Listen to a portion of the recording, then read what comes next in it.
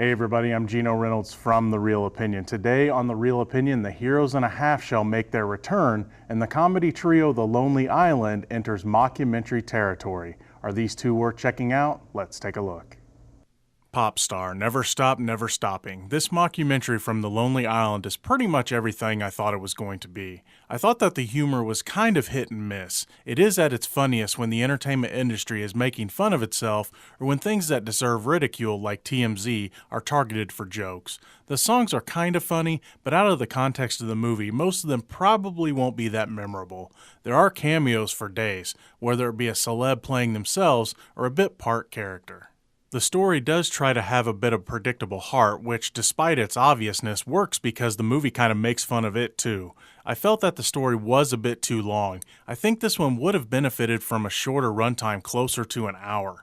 This would have made it feel more like a documentary and not a documentary crammed into a movie. Either way, I still got some decent laughs out of this one. I think this one's biggest fans will also be fans of the comedy trio.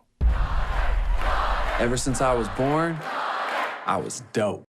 There's something to be said about a movie that gives a little fan service, but there's also something to be said about having too much fan service, which unfortunately is what makes this movie fall a little flat. Adding characters like Casey Jones, Krang, Rocksteady, and Bebop, all who I really like as a fan of the Turtles, ultimately made the story go in too many directions. Stephen Amell's take on Casey Jones is pretty bland, and from a fan perspective is way too different. Honestly, he just seems to be there to be eye candy alongside Megan Fox's April O'Neil. Krang as a villain felt forced into the movie and really wasn't much of a threat to the Turtles anyway.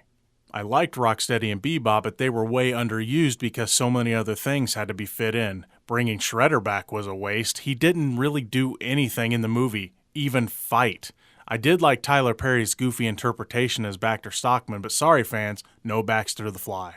There were some things that did work. The Turtles story is pretty good when the story actually focuses on them. The overall theme of them trying to be a team and being brothers is always welcome in Ninja Turtle stories. There is also a theme of them wanting to belong to the real world.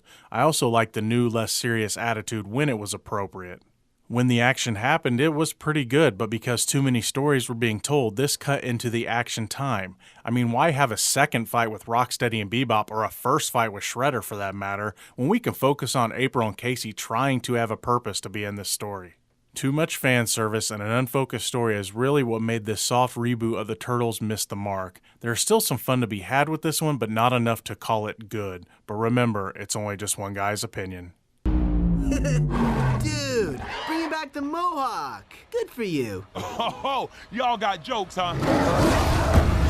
Next time on The Real Opinion, we'll be taking a look at not one, but two love stories. Until next time, I'm Gino Reynolds from The Real Opinion.